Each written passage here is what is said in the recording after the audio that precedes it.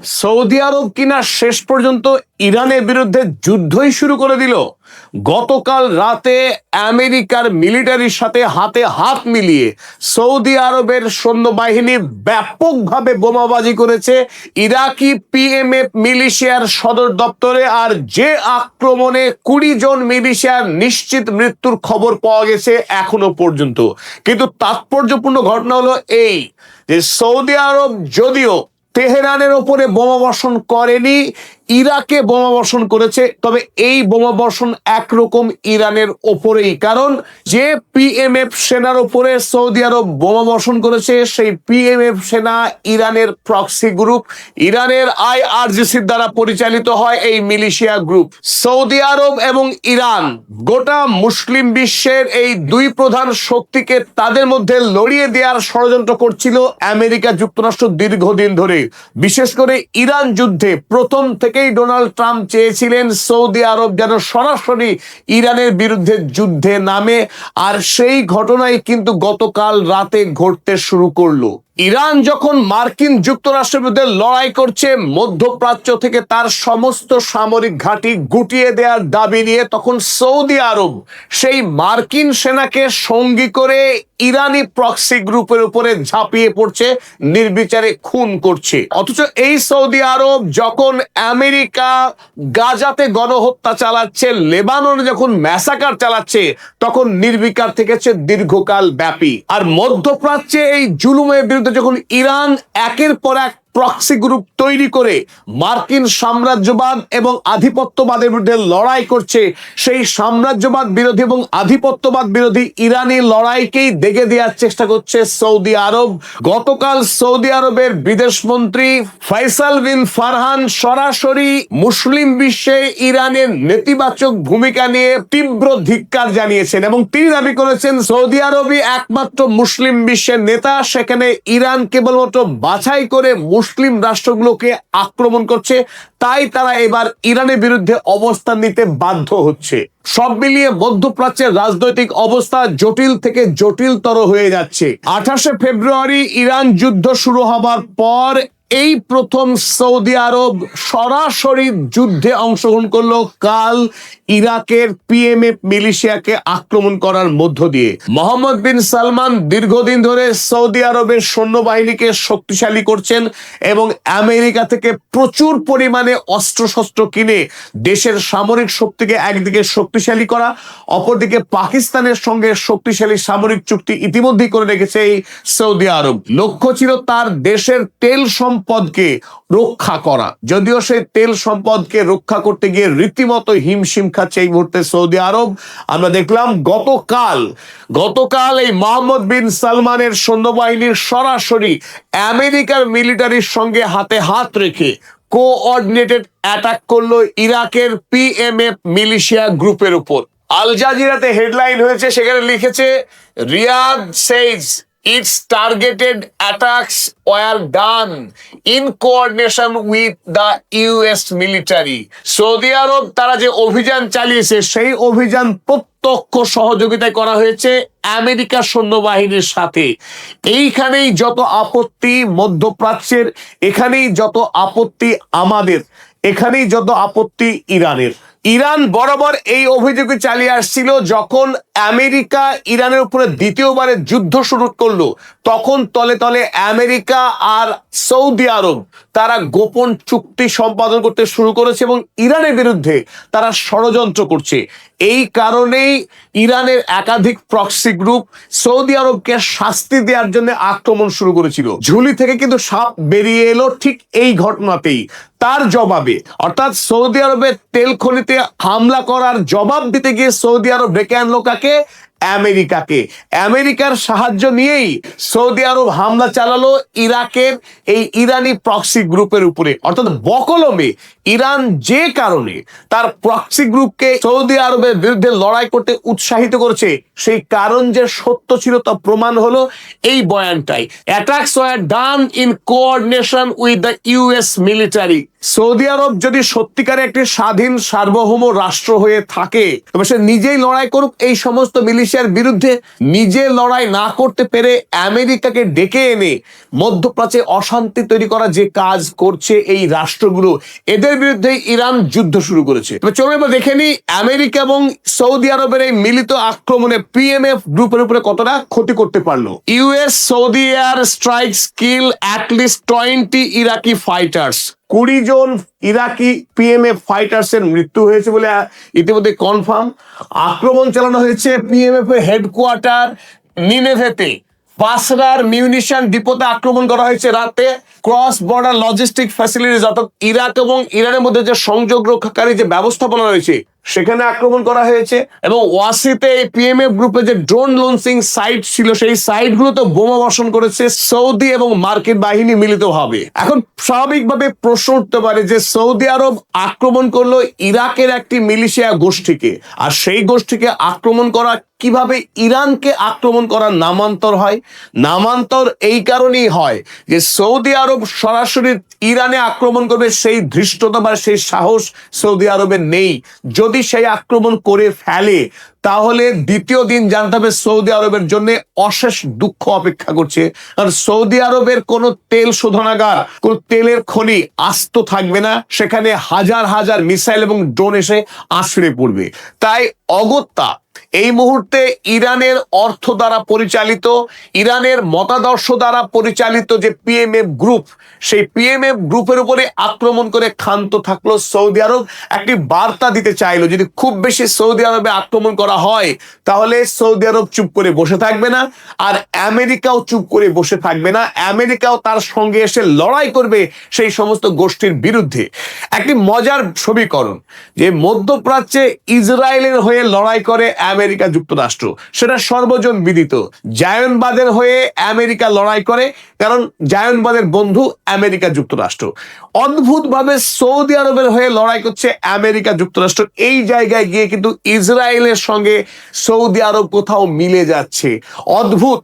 যখন জায়নবাদ মধ্যপ্রাচ্যের একাধিক মুসলিম দেশে গণহত্যা চালাচ্ছে, সৌদি আরব মুখে ক্লু পেটে থাকছে, কোনো তার অবস্থান নেই। অথচ সৌদি আরব দাবি করছে গোটা মুসলিম বিশ্বের তারা উম্মার নেতা, কিন্তু উম্মাকে পরিচালনা করবার জন্য তার যে দর্শন থাকতে হবে, তার যে দৃষ্টিভঙ্গি থাকতে হবে, কেন সে নেতা তার কাজের দ্বারা প্রমাণ দিতে হবে। সৌদি আরবের যুবরাজ মোহাম্মদ বিন সালমান সেই কাজ কিন্তু করে উঠতে পারেননি দীর্ঘদিন ধরে। কেবলমাত্র পরিবারের আখের গোছানো ছাড়া এই সৌদি আরবের সৌদ রাজবংশ গোটা মুসলিম বিশ্বকে নেতৃত্ব দেওয়ার মতো কোনো কাজ ইতিপূর্বে করে উঠতে পারেনি।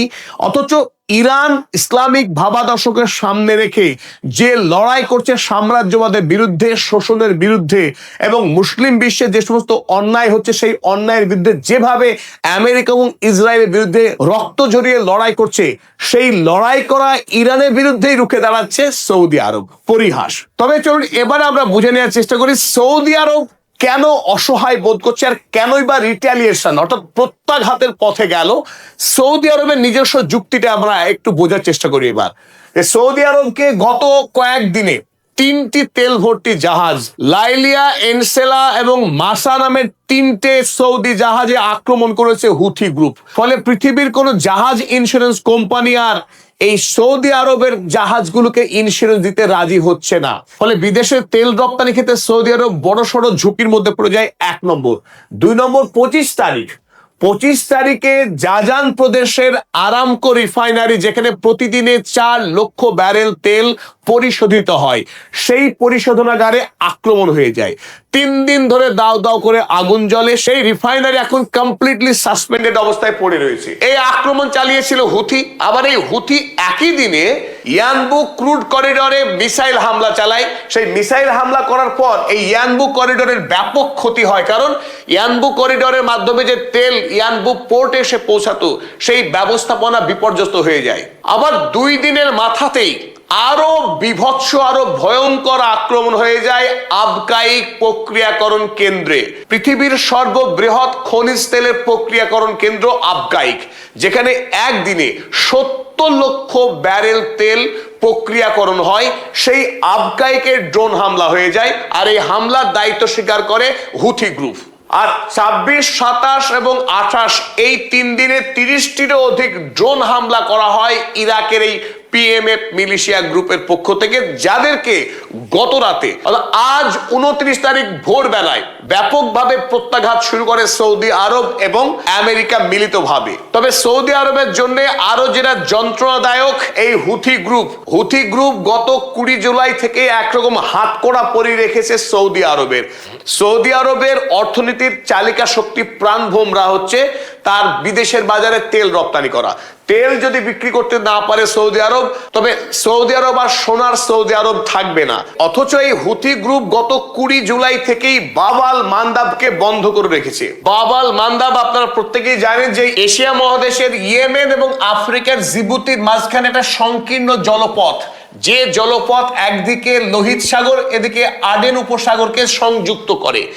এই ক্ষুদ্র জলপথ দিয়েই সৌদি আরব বর্তমান সময়ের 74% তেল রপ্তানি করছিল, কারণ ইতিমধ্যেই ইরান বন্ধ করে রেখেছে হরমুজ প্রণালী। তাই হরমুজ প্রণালী যখন বন্ধ, তখন সৌদি আরব এই বাব আল মান্দাব দিয়েই তেল রপ্তানি করছিল বিশ্বের বাজারে, আর হুথি দিল বন্ধ করে এই বাব আল মান্দাব। ফলে সৌদি আরবের তেল রপ্তানির এই সংকীর্ণ পথ, এই পথ ধরে বিশ্বের বাজারে মাত্র 24 দিনে পৃথিবীর বিভিন্ন প্রান্তে তেল পৌঁছে দিতে পারত সৌদি আরব।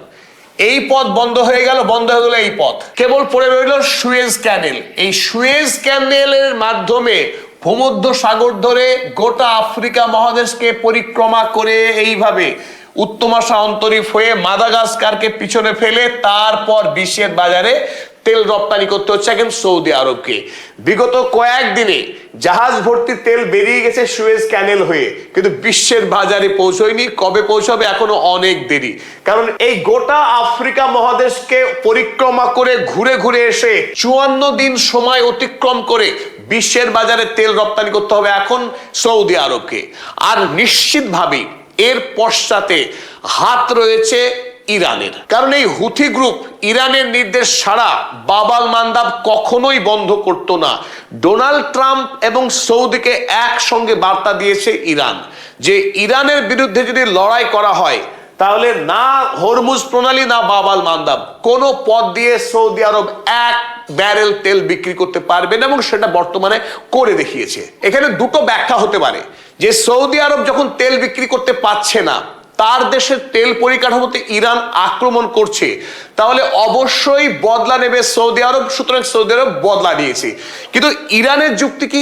ইরানের যুক্তি এই, যখন ইরান যুদ্ধ করছে আমেরিকার বিরুদ্ধে মধ্যপ্রাচ্য থেকে আমেরিকাকে দূর করবার জন্য, অথচ সেই সময়ে দাঁড়িয়ে সৌদি আরব গোপনে গোপনে আমেরিকার সঙ্গে পরমাণু চুক্তি করছে, যে চুক্তি সম্পাদিত হলে পরে আমেরিকাকে এই মধ্যপ্রাচ্য থেকে দূর করা এক কথায় অসম্ভব হয়ে যাবে, তার শেকড় আরো বেশি গভীরে যাবে। আর যতদিন আমেরিকা মধ্যপ্রাচ্যে থাকবে ততদিন মধ্যপ্রাচ্যে শোষণ এবং সাম্রাজ্যবাদ একইভাবে চলবে। মধ্যপ্রাচ্য কোনোদিনও শক্তিশালী হতে পারবে না, ঠিক এভাবেই মার খাবে পড়ে পড়ে। গোটা মধ্যপ্রাচ্য গাজা ভূমি হবে লেবানন, আর ইসরায়েল ক্রমশ গোটা মধ্যপ্রাচ্য জুড়ে তার জায়নবাদকে ছড়িয়ে দিয়ে গ্রাস করে নেবে। আর ইরান তার বিরুদ্ধে লড়াই করছে, আর যেখানে সৌদি আরব সেই জায়নবাদকে সম্প্রসারণের সুযোগ করে দিচ্ছে। অতএব লড়াইটা মতাদর্শগত, আদর্শগত। ইরান আমেরিকার লড়াইয়ে আদর্শগতভাবে সৌদি আরবের উচিত ছিল ইরানের পাশে দাঁড়ানো, কারণ যে ইরান একটি মহান উদ্দেশ্য নিয়ে এই লড়াই করছে, আর এই লড়াইয়ে গোটা মুসলিম উম্মার ঐক্যবদ্ধ হওয়া উচিত। আর সেই লড়াইয়ে এক না হয়ে উল্টো পথে হাঁটতে শুরু করেছে সৌদি আরব, আর তার জন্য উপযুক্ত আঘাত সে পেয়েছে। গতকাল সৌদি আরবের বিদেশমন্ত্রী ফয়সাল বিন ফারহান তিনি সাংবাদিক সম্মেলন করেন এবং তাদের ওপরে যে আক্রমণ ইরান সাজাচ্ছে বা পরিচালনা করছে তার বিরুদ্ধে তীব্র প্রতিক্রিয়া ব্যক্ত করেন। তিনি বলেন যে ইরান একটি কপট দেশ, তারা নিজেরা দাবি করছে ইসলামিক দেশ, অথচ বাছাই করে 5টি মুসলিম দেশকে আক্রমণ করেছে। তারা টার্গেট করছে তুরস্ককে, টার্গেট করছে সৌদি আরবকে।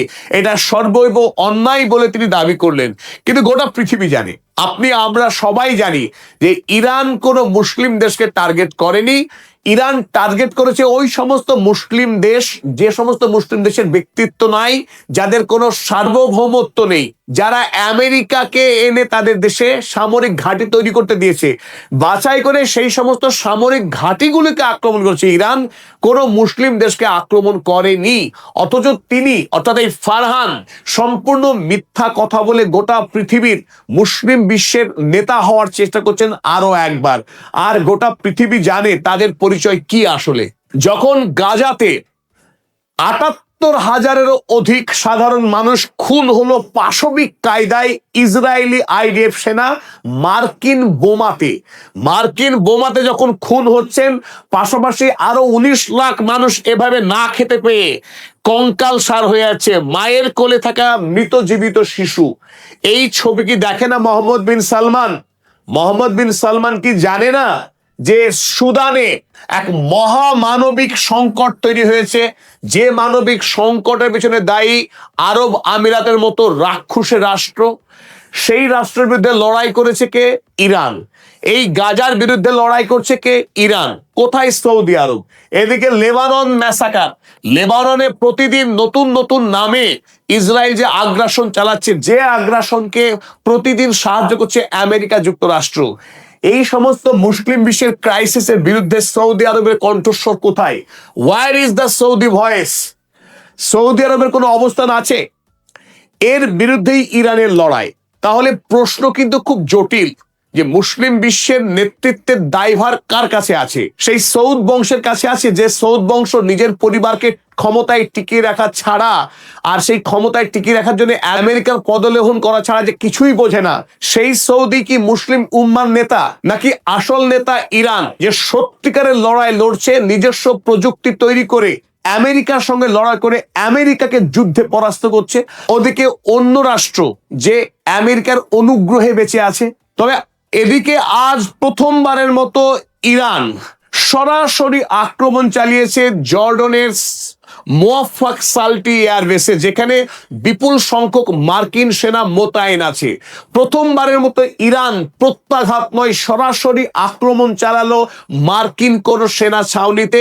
অবশ্যই এর পশ্চাতে বড়সড় কারণ রয়েছে। কারণ আপনারা জানেন যে গতকাল ডোনাল্ড ট্রাম্প এবং বেঞ্জামিন নেতানিয়াহু, এই দুই রক্তপিপাসু নেতা, কাল তারা বৈঠক করে এবং সেই বৈঠক যে অত্যন্ত ফলপ্রসূ হয়েছে সে কথা জানিয়েছেন তারা। Best conversation Netanyahu after Trump meeting since Iran war. Iran যুদ্ধের পর প্রথমবার বৈঠক হলো এই দুই নেতার।